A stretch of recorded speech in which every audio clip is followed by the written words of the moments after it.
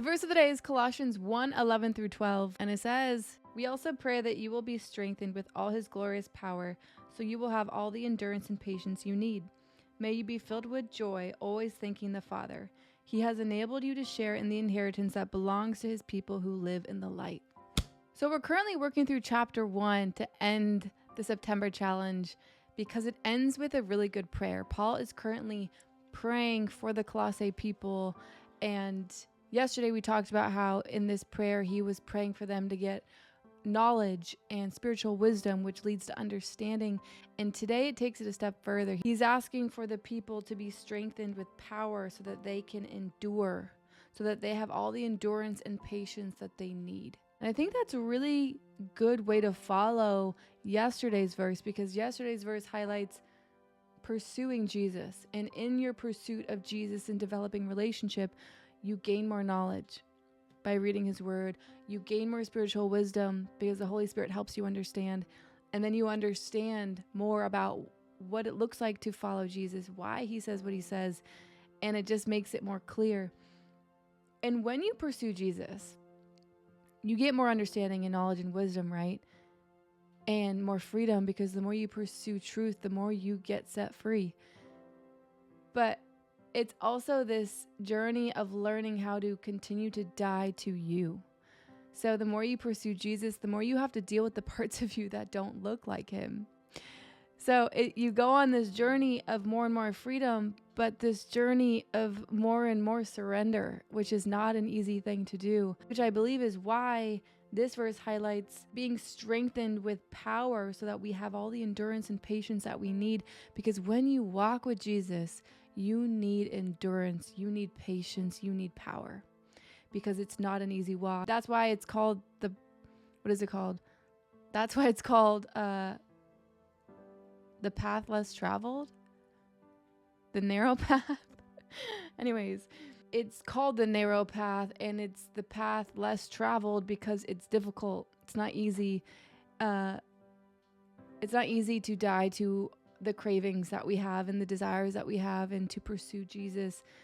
It's worth it. And if we keep running this race, we see how worth it is, and we start to understand what true joy is and how to maintain peace of mind and how to get all of our needs met by Jesus. That happens through developing relationship with Jesus. And then after that, it leads you into trials, right? Like, you will be tested. The devil does not want you to understand who you were meant to be and who God really is. So once you give your life to Jesus and you pursue him and you start developing relationship, you're going to go through seasons, wilderness seasons that are hard and refining and character building, and it's not easy, but you're able to accomplish it because you have the power of God within you. You have the Holy Spirit in you, empowering you to get through it and to endure. That reminds me of James 1:2-3, and it says, "When troubles of any kind come your way, consider it an opportunity for great joy." Consider it all joy. Don't we love to hear that when we're in the midst of an issue? Consider it joy. Verse 3 says, "For you know that when your faith is tested, your endurance has a chance to grow." When your faith is tested, your endurance has a chance to grow. Then verse 4 says, "So let it grow. For when endurance is fully developed, you will be perfect and complete, needing nothing." When we learn how to endure and how to really consider it all joy, that's how you find true contentment in Jesus alone. And when you can find true contentment, peace, and joy and purpose in your relationship in Jesus alone, nothing in the world can shake you. Nothing in the world can break you, because the world, people, places, and things change every day. In the blink of an eye, you could lose all your money. In the blink of an eye, you can lose all your relationships. In the blink of an eye, everything could go away. But the one person who will never leave you is Jesus. The one person who never changes is Jesus. So when we're rooted in him, we get to maintain our strength. We get to maintain our joy, because our joy isn't from the things that change. Our joy comes from the one who doesn't change. Our joy comes from the one who's able to make our heart whole and keep us out of sin and keep us in connection with God. Which then leads me to verse 12, which says, "May you be filled with joy, always thanking the Father." May you be filled with joy, always thanking the Father. Joy comes from Jesus. Joy comes from Jesus because It's Jesus that helps you overcome the things that bring death to your soul. So you understand that true joy is rooted in Jesus, because it's only through Jesus that you get access to the power necessary to get rid of the things that steal from your soul and make your heart not whole and steal from your heart and cause your heart to have a void. It's the Holy Spirit, it's Jesus that completes that void and maintains that joy. I love the order of how it says, may be filled with joy, always thanking the Father.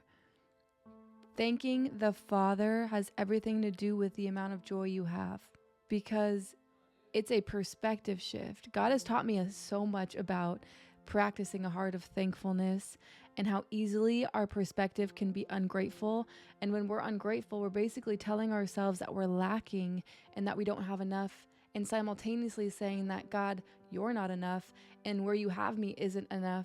So it's this like break of trust perspective while you're saying that you don't have enough. But when you remember that everything good comes from God and you have relationship with Jesus, which means you're able to get everything that you need, and he gives you everything you need and more. It's through the practice of always thanking God, thank you.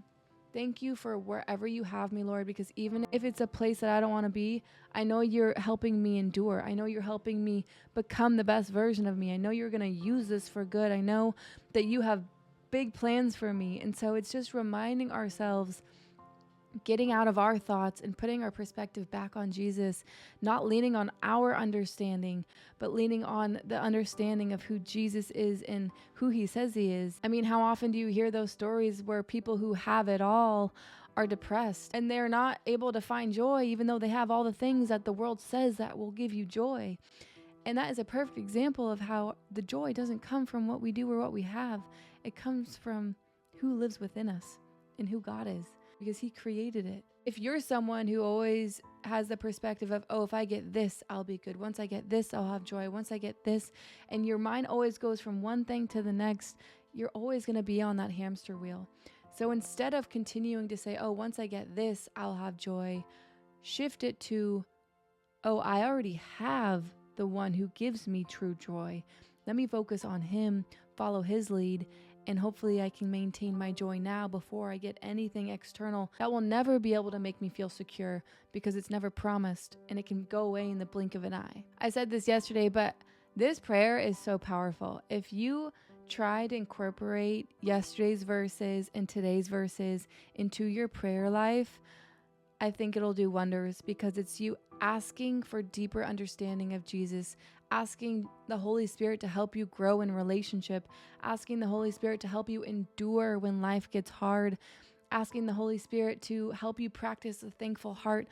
All of these things, Colossians 1:9-12, is such a good prayer, because that will absolutely flip your life upside down. It will tell you that you have everything that you need.